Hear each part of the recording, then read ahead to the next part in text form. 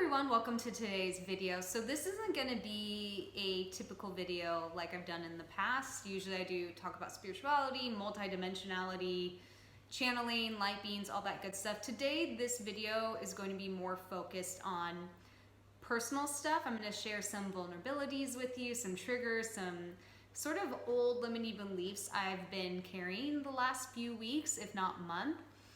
And the reason why I'm sharing it is we just went through eclipse season. We had a Mercury RX. We also had Lionsgate portal, and it just, this time every year for the collective, I feel like it's just all about getting those shadowy bits to come on up so they can be released. And yeah, I like last week, I've said a couple of times on different videos, I took some time off. I just took the week off and just had some time to myself because I was really dealing with some old stuff. And I think something I want to remind everyone is life is not a straight line, it's a spiral. And sort of the messages I've been receiving for myself is just because something is coming up that's old does not mean I'm meant to embody it. Does not mean that that's still a representation of who I am. It's if life is a spiral, you're gonna spiral to similar experiences or beliefs, but just so they could be looked at with a different perspective. So I really felt that, where even though I had old triggers coming up, it's not like they were an actual trigger. It's like just the experience was reminding me of these old patterns and triggers, making them come up. But really it was coming up for me to look at them with a new lens of perspective.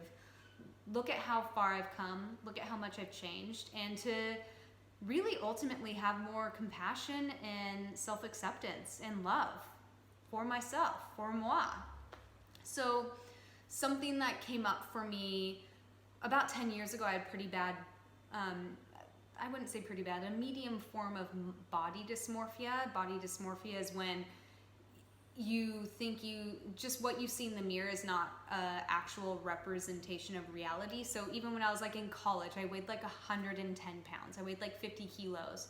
And I still thought I could be thinner. I thought like, I would just look at little parts of my body and be like, oh, like my arms are too big, or my stomach's not flat enough, or like my legs are too big, whatever it was.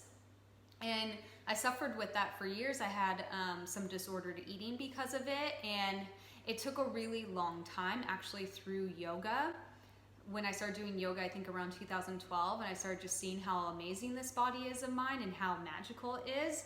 And so now I'm at this place where I am privileged. I am born naturally thin. I know a lot of people suffer from way worse issues than like what I'm dealing with, but I just noticed this last month, like those little tidbits of like body dysmorphia beliefs started coming up. I enjoy doing videos. Sometimes I'll curl my hair and put on makeup, and sometimes I'll be like in my pajamas on the videos. If you watch most of them, you'll see it's like, never, I'm not always like this mermaid hair gal on these videos, but I noticed last couple of weeks I started thinking like I need to work out more so I can like show up thinner on my videos, or I can't do a video today because I'm too tired to curl my hair, so it's not worth it to show up as like my plain self. I was just like, what is this? Like I'd look in my mirror and started thinking like, oh, my stomach needs to be flatter, or I need to go out and buy cuter clothes. Like I can't possibly show up in my business like wearing the same thing over and over again. And it just was something I really had to stop and sit and think like, what is this? And it's like, as my business grows, especially where like me, a majority of people's businesses are solely on social media, or like that's how clients come. And it's just coming back to this place of I am enough exactly as I am. Nothing needs to change about me at all. Like I am exactly enough, and people will gravitate towards me from this place of being enough and knowing I'm deserving and worthy exactly as I am right now, which is not an easy thing to feel or believe. It's something you really have to work on. So it's something I was really looking at these last couple of weeks of, am I eating this food because, I was like, started eating, I call it fruit cereal. It's just a bowl of fruit in the morning, but it feels really good on my digestion. But I had to be clear. I'm like, am I doing this because I think it'll make me thinner, or am I doing this because it actually feels good? And I was able to say, this actually feels good. But I used to be an emotional eater. I still am. So I had to be very wary of, like, in the afternoon, I'm like, am I eating this cookie because a cookie sounds freaking delicious right now? Or am I doing it because deep down inside, subconsciously, I hate my body, so I'm just going to self-sabotage? And that was something where I'm like, was a form of self-sabotage. So that was something that was really coming up for me. It's just feeling like I have to show up perfectly on socials. I have to lose a little more weight. My body and me, I am not enough as is. So I just sort of, I do Lacey Phillips work from To Be Magnetic. And so they do DIs, which is sort of like a form of hypnosis where you go in and you reprogram these old limiting beliefs. So that's something I really recommend. And I worked on that the last couple weeks. I also had old triggers show up in my relationship. I won't share too many details, as of course it involves another person. I want to respect their privacy. But I will say, I had a boyfriend. I called my exes like my 19-year-old boyfriend and my 24-year-old boyfriend. That's like the age that I started dating them, and those are like the two serious before my current partner. But for my 24 or 25-year-old boyfriend, I was constantly triggered. I projected all of my shit onto them. I expected him to just always be there for me, and like I was super codependent. Like I would get so anxious if we were apart. And I now recognize that I have anxious attachment, and I've been really working on it. But it was just interesting seeing those old sort of patterns and beliefs show up the last couple of weeks in this relationship, where I'm now with a really beautiful man. To me, it's a really healthy, secure relationship. But I have to work on my anxious attachment. I have to do a lot of inner work still, and just recognizing that I am a codependent. And it's such a different point of view than back then with the 24-year-old boyfriend acting like it was just them. And where do I want to go with this? It's just seeing those triggers show up. So with that 24-year-old boyfriend, I suffocated him. I completely stifled him, and I ruined the relationship ultimately. I mean, obviously the relationship wasn't meant to last either way. Like, I feel like I'm meant to be with who I am right now, but I had those old fears when I started being triggered, and I projected onto my partner like last weekend. One, I had a total a quick rebound where I was just like, okay, well, I'm so sorry. I just projected my shit onto you. It's not you, it's me. But I just had these fears of like, oh my God, what if I suffocate him? What if I stifle this relationship with my triggers like I've done in the past? So I had to really work through that and just be open with him and tell him like, look, I have anxious attachment style. Like, my parents were wonderful. They're loving, but they're also really young when they had me. They're broke. It's just, they had their own emotional issues, and a lot of that was projected onto me as a child. And what I've learned, especially through doing Lacey's work from To Be Magnetic, is trauma for children doesn't have to look like these dramatic or terrible experiences. A trauma, like quote unquote trauma, could be, you showing your mom or dad like, look, I made this drawing, and you're 3, and they like don't give you the attention. It's like what your subconscious creates is, oh, like I'm not worthy of being seen, or I'm not worthy of being loved when I create something. So it's like, that's sort of what I've learned through this whole process is, so with my anxious attachment, I was like, not like I was abandoned. Like, I couldn't really understand why I had abandonment issues. And it's, again, I'm not going to go into details because they're personal, and they include my parents, who are wonderful and loving, but ultimately they did the best they could with what they had. And, now I'm stronger, more independent of it, but I'll see those little like anxious, non-secure issues show up, and it puts me in this fear-based mode of, I don't want to ruin this relationship. I don't want to destroy everything because I'm insecure, I have low self-worth, or whatever it is. And so what that really looked like, and so all those old shadows came up last couple of weeks, and I just was like, I hated myself. I was just like, fuck, here we go again. Sorry to curse, but and I ended up just having a conversation, a heart-to-heart with my partner, and letting him know, like, look, I do have some codependency issues, but I mean, we've been together for 3 years, and I think I've only projected onto him twice.